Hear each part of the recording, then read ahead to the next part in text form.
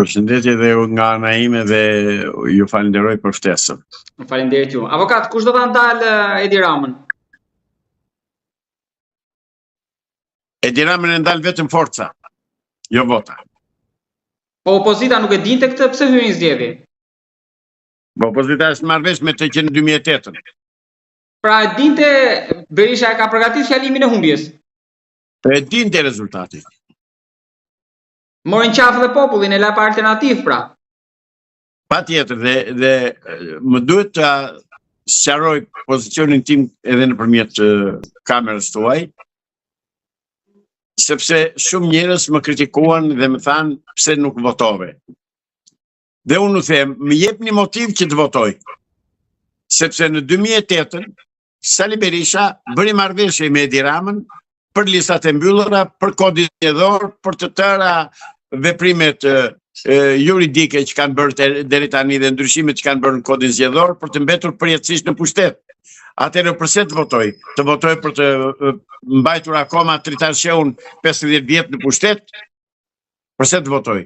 Të rri akoma Sali Berisha që të vdes në karriken e kryetarit të PD-s? Pra, s'ka motiv dhe jo si unë, janë me 10 qytetarë shqiptarë, për të mos thënë me qindra, demokratë që nuk kanë votuar, sepse janë zgënjur nga udhëheqja aktuale e Partisë Demokratike. Ka që thjesht është, dhe se nuk është i fortë Edi Rama, janë këta të dobët që deli fortë Edi Rama. Pra, demokratë është zgënjur, shtresa e mesme pa alternativë, e pa përfaqësuar, elektorati gri, nuk e kanë gjetur veten në këto zgjedhje. Patjetër, as e kanë gjetur veten në këto zgjedhje dhe me këtë leadership që ka PD-ja, prap nuk do 100 herë të bëjnë ashtu zgjedhje, të 100 herë do votojë ajo opozita. Avokat, po ky është rezultat të kujton 2013-ën të 1 milion shuplakave afërsisht. Shiko, në 2013-ën ata fituan me merit sepse e katandisën pushtetin zotërinjtë e PD-s. Në atë farë feje që populli urreu, dhe ajo urrejtje nuk u ka ikur shqiptarëve akoma nga zemra dhe nga shpirti. Akoma atë urrejtje dhe atë inat kanë, edhe që nuk vend të votojnë, sepse po vazhdon të rri në krye të opozitës një person që në fundit përse është. Bëm 10 protesta në marshime në bulevard dhe në fund, cili që rezultati? 0. Atëre përse të votojnë qytetarë shqiptarë, përse të qarë motivi u jep opozita shqiptare, po thonë, po vototi se por nuk votove, a i mbetet në pushtet, po a i në pushtet do mbetet, dhe të votojnë dhe të mos votoj me këtë opozit që ka përballë. Dhe vota është diçka që duhet ta bësh, duhet ta ndesh të dish dhe motivin përse do votosh dhe ku do arrish. Kur e di që vota ime çon në rezultatin 0 dhe çon në prap në fitoren e Edi Ramës, atëre përse të votoj.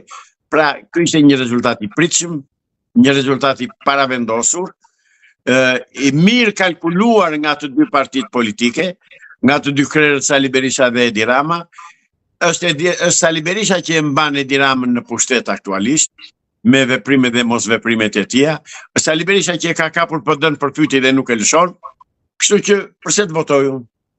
Avokat, po të partitë e reja, pse nuk ishit besim?